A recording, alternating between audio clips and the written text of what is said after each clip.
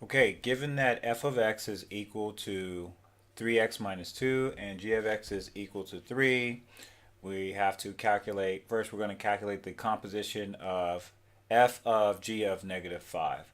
So generally when you're working with compositions, I like to, you start from the inside and then you just work your way out.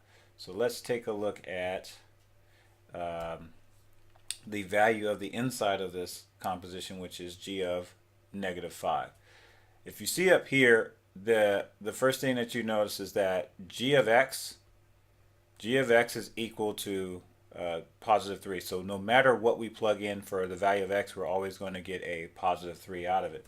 So when we evaluate g of negative 5, we're going to, if we just look at this individually, g of negative 5, that's going to be equal to positive 3. So that means that I can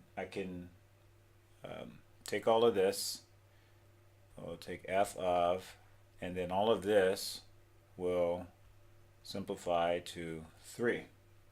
Okay?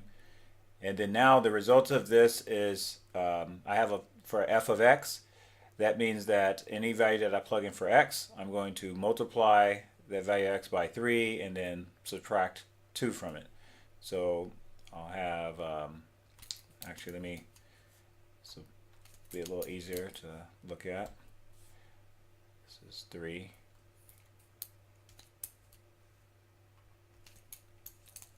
So basically, so you'll know where this 3 came from, and then here, when we plug it into our function, we end up with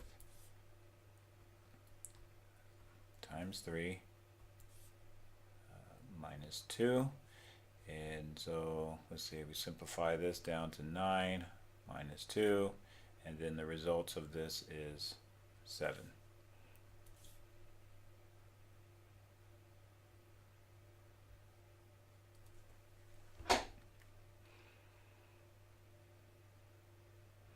Okay, so for part B, we have another composition where we're taking g of f of 7. So the first thing that we have to work out first is what is the value of f of 7. So again, we take,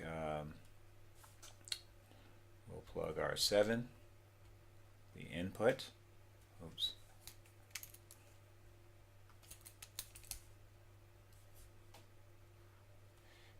And so this will result in taking 3 multiplied by 7 and then minus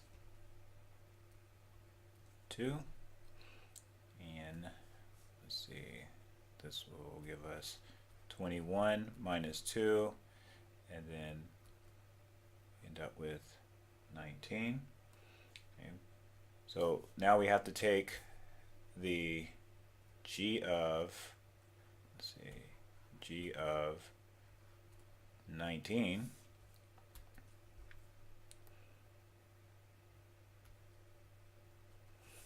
and plug it in and see what our output is. And remember, from our original rules, definitions of these functions, g of x is always going to be equal to 3. So no matter what we plug in for x in the function of g, we will always get a 3.